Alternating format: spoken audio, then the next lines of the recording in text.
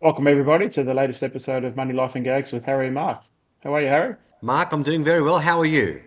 Uh, okay, I hurt my back this week, so I'm walking like a 95-year-old man as compared to the 56-year-old man that I am. So a bit of medication, bit of osteopath, and stretch you right out and getting there. Yeah, backs are a real problem. I've had chronic back pain for years, mate. So it is serious. But look after yourself. That's all that I can say. And be careful. Yeah, well, I'm really good at lying down, and that's helps lying with sore back. So it's one of the things I do well is lying down.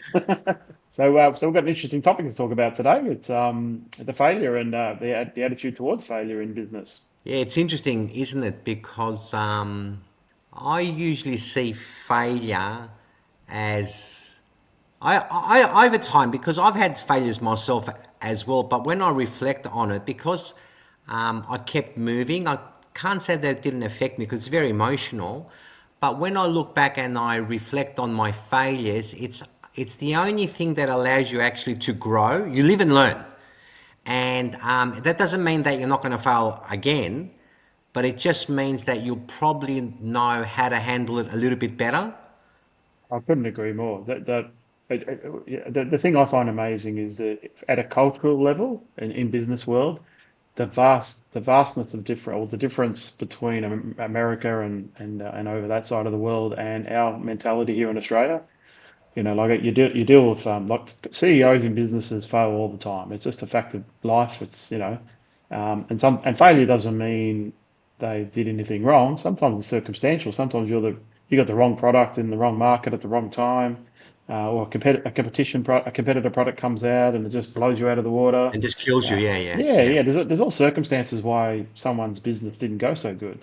In America, they have the attitude where that person's learned a hell of a lot, and so it's the best education in business you can have is running a business. And if you fail, the learnings you'll take from that are massive. And so they back second time, third time CEOs that might not have gone very well in their first or second go. We're here in They're Australia very forgiving, aren't they? because the attitude is different. It's not It actually about is. forgiveness. It's actually they believe, as a general culture, they believe that through the failure, which is what you just said before, there's learnings. And so the experience you learn at your darkest moment in business holds you in really good stead in the future because the notion is you're not going to make the same mistakes again. So you'll Yeah, take all yeah. those learnings. You might make a bunch of new ones, but you're not going to make the same ones again. And so you'll Tell get me what better, happens.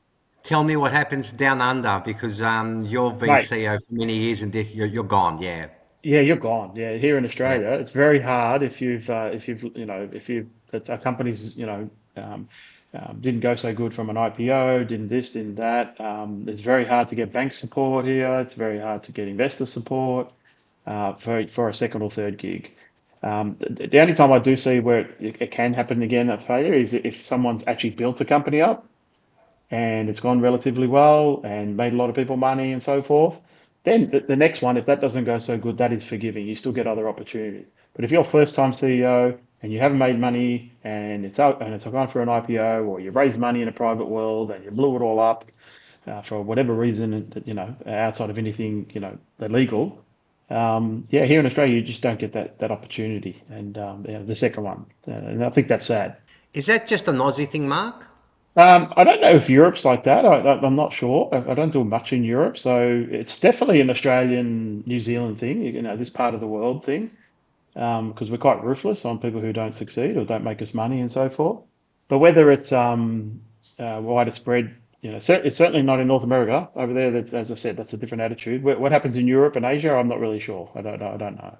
Mm, mm, But I look at my own experiences. Like mm, you can focus on all the positives, which we all do. We're all icy poles. We like licking ourselves.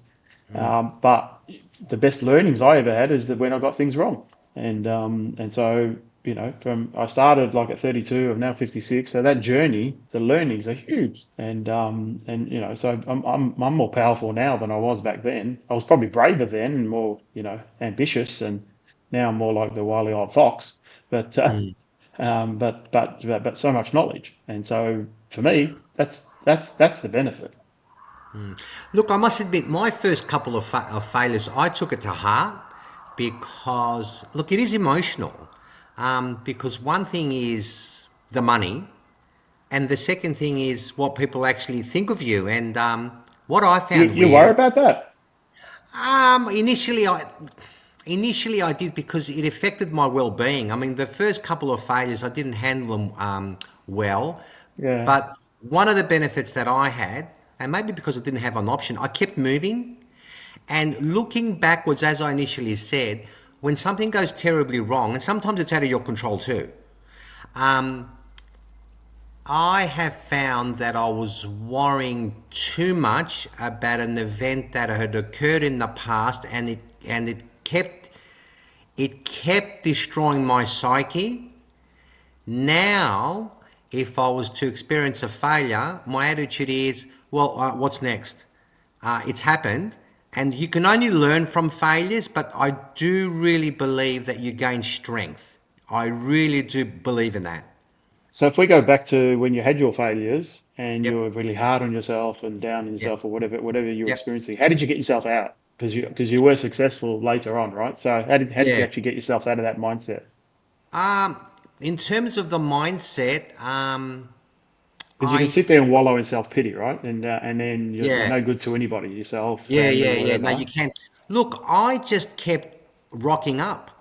Um, and the things that I had to do, I was upset, I was gut wrenched, but I just kept moving and kept rocking up. And what I found over time, that feeling of exhaustion, I was exhausted mentally. It started dissipating, and then I went to the next adventure. And funnily enough, the next adventure failed as well. So it's not as if I had one that went really bad. The other one went bad as So well, you but were I knew zero how to. from two. So yeah, exactly, 0 from 2. Yeah. So what I learned from my first failure is not to spend just stupid time on something that I couldn't control. So the second one didn't go too well either. But again, I used the same adage. I kept rocking up. I kept turning up, whatever I had to do. Um, and funny about the first two failures because 3, 4, and 5 were extremely successful. And do Now, you, and is there some key learnings you got from those first two failures once you came back to, balanced thought process?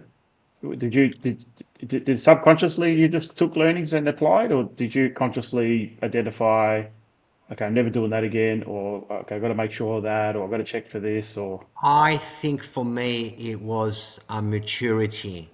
I mean, I right? don't care if you're. I don't care if you're 25 or 65.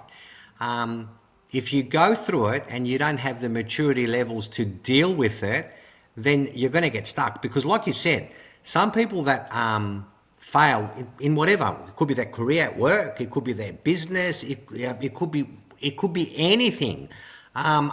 It could be Unfortunately, they don't. relationships, right? It could be Yeah, in anything. relationship, yeah, exactly. They don't rock up the following day. So I keep saying to myself, oh, look, I say it to my kids, no matter what they're going through, good or bad, I just use two words: keep moving. Because it's only if you keep moving is you're going to allow yourself to heal. And once you heal, you can move on to the next thing. And sometimes you haven't even got enough time to heal. You just got to keep moving and jump to the next one. Yeah, I agree with the keep moving notion because you stand still, you die, and if you wallow in self pity, you die. Professionally, I'm talking, not Yeah, literally. yeah, yeah, yeah, And then the world goes past because because like the world doesn't care if you're sitting yeah, there, yeah, yeah, yeah. scared, lost your nerve, self pity. Everyone, the world moves on. Don't care. You're on the other bus. You go over there. But it's more about the ruthlessness of it all here in Australia. That I can understand why some people do it once and never do it again. But my experiences are you do it once, you do it twice. It's a bit your comment. Keep moving. Just be relentless. Just learn, relentless. Go again, go again. Don't make same mistakes over and over again because then you're stupid and you're not learning anything. Exactly. But make new ones. Don't be afraid. And if people won't pay you, or you won't get investors, you won't this, you won't that. Find a different way. Bootstrap if you have to. Whatever your idea is, and Because the one thing we do know about Australians is that we're all very bandwagony as well. And so the minute you do strike some success, they come back in waves. Oh, don't And they? yeah, they won't back you at the beginning of the second time Yeah, round, but they'll come back in yeah, waves don't when you've succeeded. they? Yeah, And then you have people, oh, do you want to do this? Do you want to raise some money? You know, the brokers get to you, all these sort of yeah. things. And Yeah, I mean, you're more talking about the corporate world, which is fine because that's the world that you're involved in. But I yeah, I know a am lot of talking about corporate world. yeah, Yeah, yeah. But I know also a lot of people who unfortunately have given it a go, no matter what they're involved in, and because they didn't do so well, they give up. I get frustrated, not so much that they have failed, it's that they give up, and then they go out of the way trying to convince other people not to do what they did because they want to make sure that their friends don't end up in the same basket that he or she did. yeah. And when you hear this from a distance, sometimes I just feel like picking up the chair and just going whack, whack, whack. You know, So are you talking it's more like small business? yeah, I am. Yeah. Yeah, So I am. there's pure failings you can know from day one on small business, right? So I'll give you an example. Near where I live, there's a strip of shops, and I don't understand why, but there's like six mini gyms in there. So does the first one, and then the second one, and then the third one, and there's not, and they're all much of a muchness, fitness here, weights there, you know, but there's so many of them, and so I'm thinking like a lot of these are single business owners. They're not brands, they're not franchises, they're just Yeah, single yeah, yeah. businesses. Who thinks it's a great idea that there's four gyms, right? Let's talk about the fifth guy, right? There's four gyms in a, I don't know, 500-meter strip, so I'm going to go put a fifth one. No, that's dumb. But what are you doing different? Like, Yeah. what's your point of difference that means that's going to work? So those people, like, they failed at the beginning because, like, where's your point of difference? People don't do the research. They just think, lots of people in that gym. I'll build another one. I'll create Yeah, one, and yeah. people will come to mine then. And that's just wrong. So so a lot of it's in the, they were doomed to fail from the beginning because of their choices. It's the only time I see multiples of similar things working is restaurants because they bring crowds, and so if you have, not the same, 15 different same Chinese restaurants, but different cuisines going through a strip, coffee shops, cakes, whatever it may be, that works. But things like gyms and shoes and bread, uh, pizza shops, these sort of things, they seem to gravitate to each other, but they cannibalize each other. And so yeah, so yeah, anyone thinking to go into small business, the thought process of your target market and where you position yourself, you've got to think about that too. To try and preempt the failure by not starting it, on a stupid notion with no foundation to your business plan. Give me an idea. So we're talking about, from corporate to small businesses. Let's Yeah. jump over to the career bandwagon because I think that's just as important because, we all want a better job, which is usually reflected in better pay. Um, it's only I a see a small lot of percentage. failures in that area though. Oh, Like, I think you do. I yeah. really do because What's an example of someone failing in their careers in your mind? um, I would know many individuals who are extremely talented in what they do, but they're not prepared to take the next step to get promoted. They're not Is that a prepared. failure, or is that just Yeah, it is. Yeah, it is. It lacking is. No, bravery? no. It's for me. It's a failure because you've only got one life. Because and I think you got to go all out. And as because I know so many individuals that are so bloody good at what they do, sometimes I think, well, why are you in the same position for the last 5 or 10 years? Like, why But aren't maybe you they're moving? happy. But maybe they're happy. No, no, I think you and I have spoken about this before. I We call them have. professional whingers. I really do. They're professional Well, whingers. they Now, have for their me, place in society. yeah, look, that's a failure for me. And look, I'm a big believer. You've got one life. You really got to give it. Look, you really got to give it all. And my frustrating point is, even working for someone else. I mean, I've hardly worked for anyone else. I think I lasted, I think 2 months when I was a young kid. It just wasn't for me. But you're going to work 8 hours anyway. All right, whether you're sleeping or whether you're just playing the game, if you're going to work 8 hours, go all out and see what that can bring you. And what I find is that only a small percentage of people actually go out and make it happen. That doesn't mean that the other people are silly or they haven't got the skill set. They just won't physically exert themselves to go and make it happen. And if they're not going to do that, in my eyes, they're a failure. Yeah, I don't agree with that because We can there's disagree. there's a psychology of that to that, right? So yeah, they could be afraid, they're not brave, don't believe in themselves. Those things are not failures. So when we talk about failures, we're talking about someone who starts a business or does something outside of the norm and it doesn't succeed, right? That's more of a failure.